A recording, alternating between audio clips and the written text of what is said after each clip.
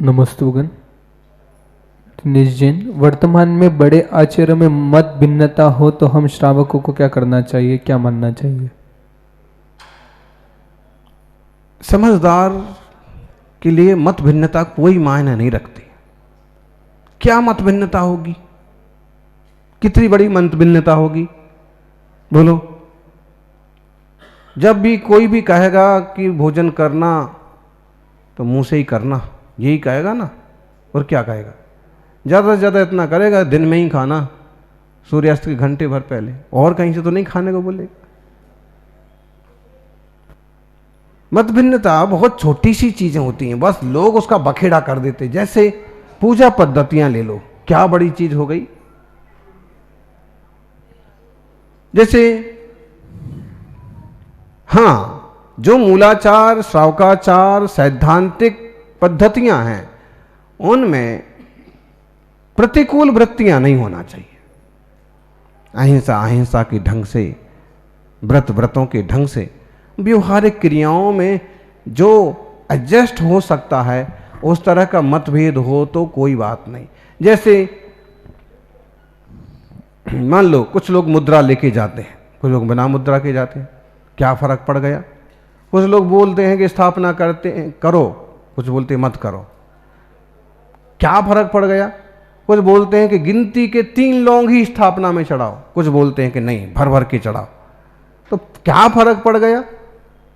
तो ये फिजूल के सिद्धांतों की मत भिन्नता में मत पड़िए, उसमें समझ लीजिए कि इसमें कोई आत्मा में तो अशुद्धि नहीं हो रही है, समाज में तो क्लेश नहीं हो रहा है। बस समाज में क्लेश ना हो, मन में क्लेश ना हो, कर लो। ओम नमस्तुगन। गुणमाला जैन जानतला से।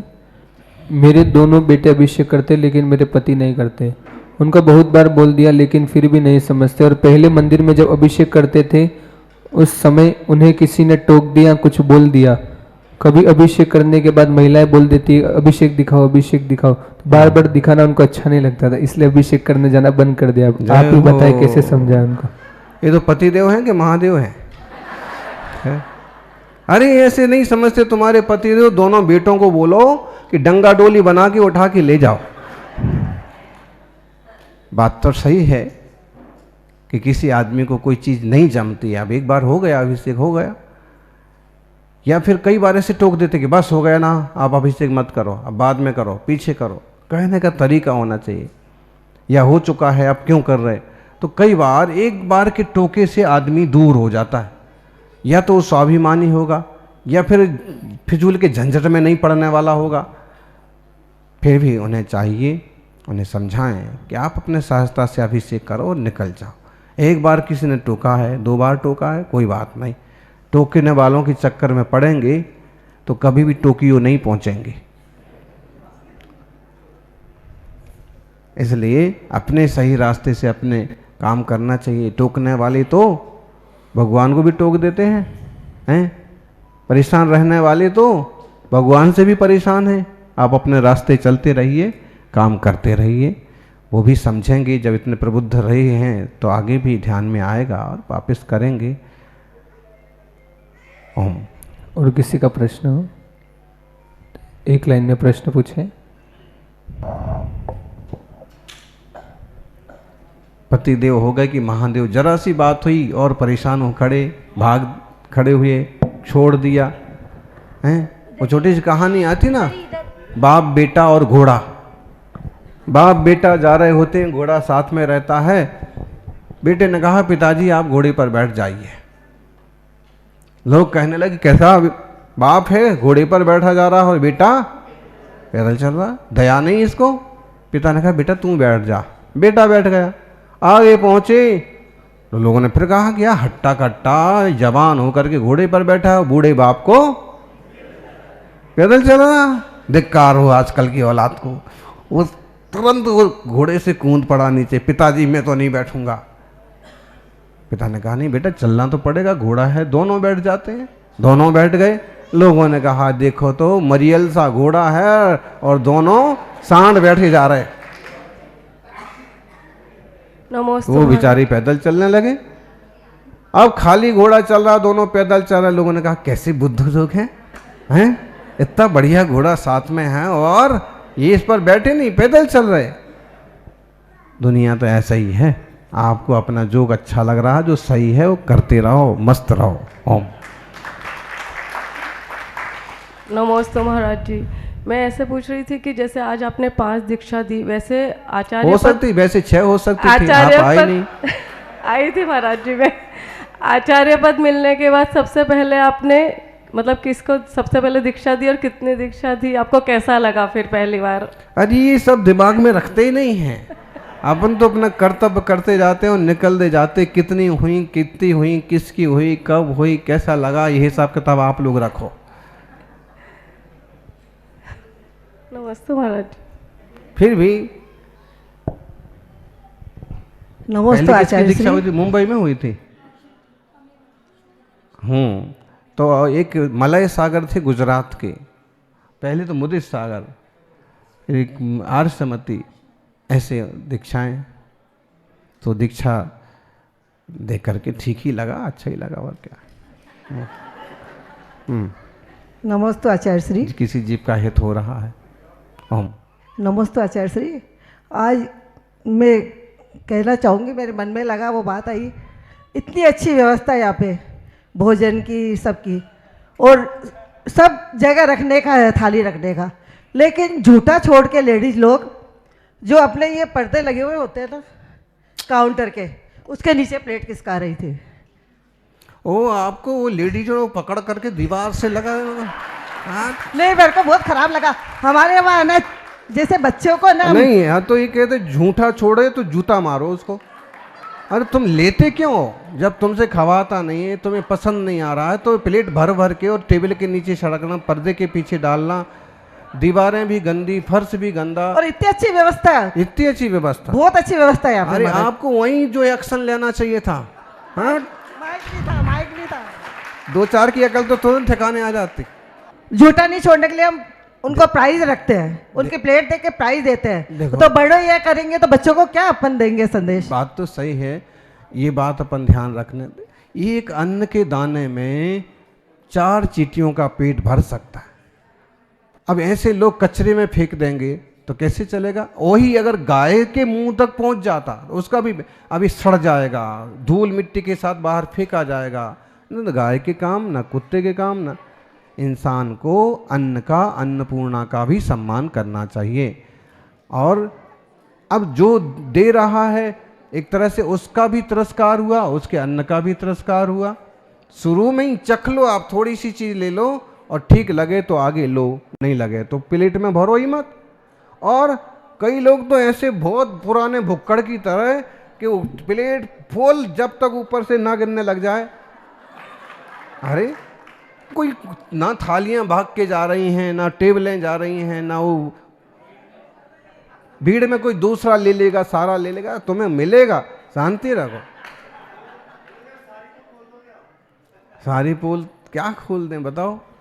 बस इतना ही कहना हमारा, कभी भी अन्न फेंकना नहीं चाहिए। बड़े बुजुर्गों को आपने देखा हो ना देखा हो, वो थाली में आखिरी में पानी डाल के घोल करके पीते थे, अभी भी पीते हैं। और वो उसका कारण समझो आप, एक तो धातु की थाली होती थी, तो जैसे वो पीतल की, सोने या चांदी की थाली है तो वो धातु का अंश गया पेट में, आयरन गया, ताकत। दूसरी बात, नमक वगैरह वो जो कुछ भी उसमें रहता है वो सब विटामिन खत्म।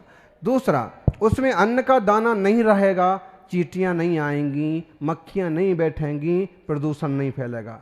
उसका अगला, उसको किसी को घिस घिस के धोने की ज़रूरत नहीं पड़ेगी, ठीक है? गंदगी नहीं फैलेगी, बदबू नहीं आएगी। कोई अगर धो नहीं पाया घर में 2-1 दिन तक तो माहौल भी गंदा, तो कितनी मतलब वही सिस्टम सही है।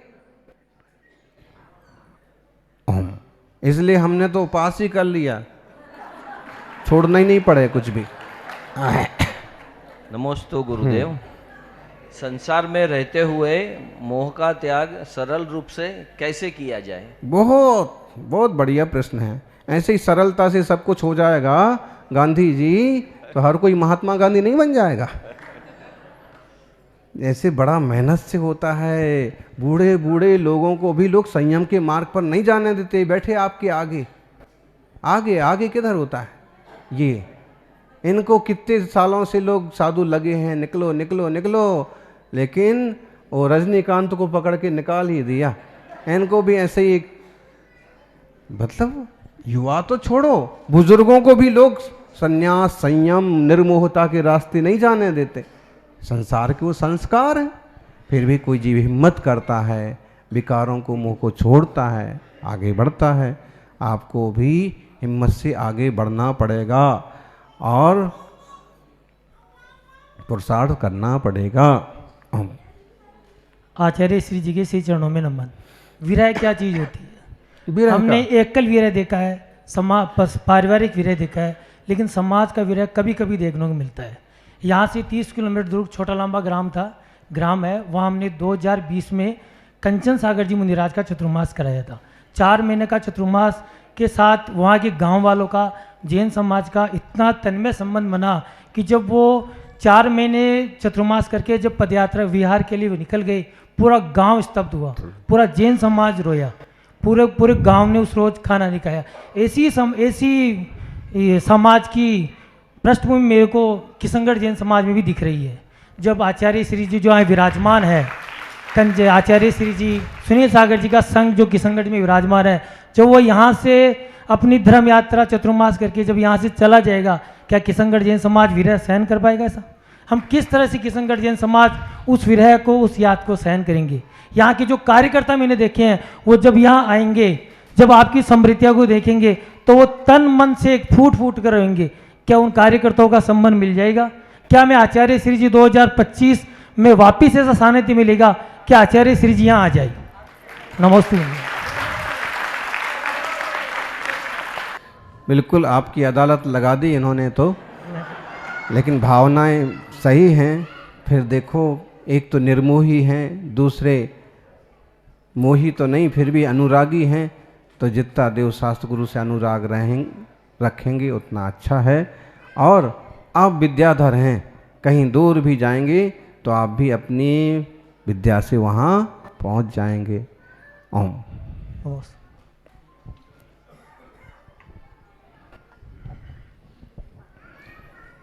ऐसे तो जो रजत शर्मा ऐसे प्रश्न नहीं पूछता है, जैसे मैं पूछता। नमोस्तु आचार्य श्री। नारायण ने कोटिशिला उठाई थी, ये कोटिशिला कहाँ पे स्थित है?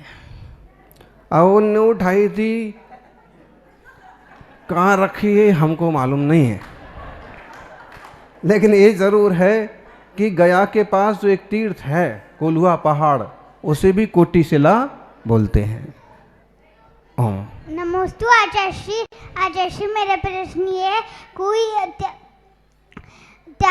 कोई तुम रोज ही प्रश्न पूछते हो। जल्दी। कोई नियम लेके तोड़ देता है तो उसको कितना पाप लगता है और उसका क्या प्रायश्चित? जो नियम लेके तोड़ता है उसको बहुत पाप लगता है, और नियम तोड़ता है तो उसका भी टांग टूट जाती है।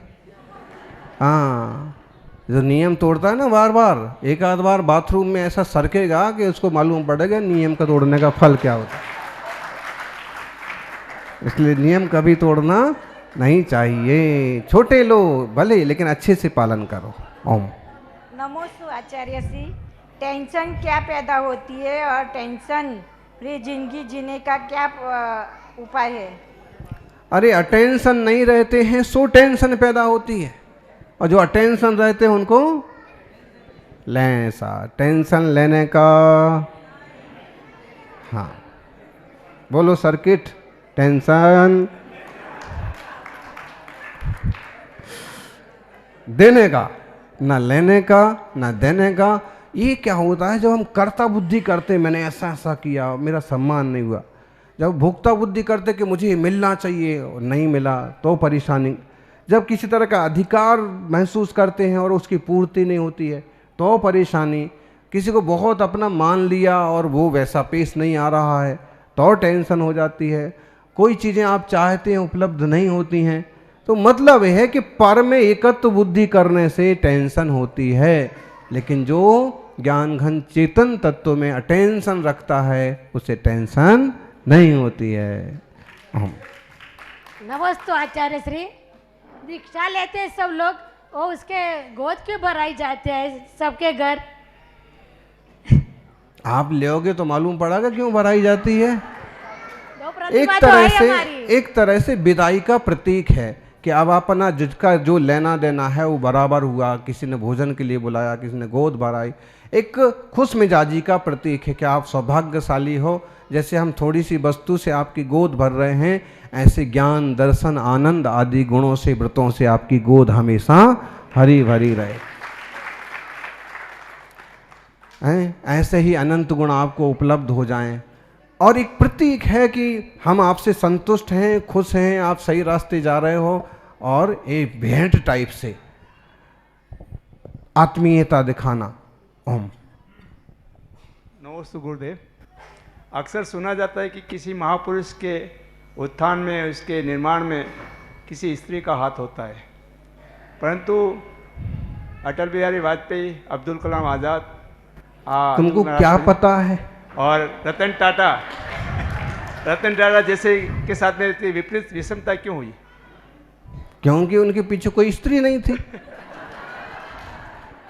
अब हमारे पीछे देखो तो हमारे पीछे हमारी माँ थी।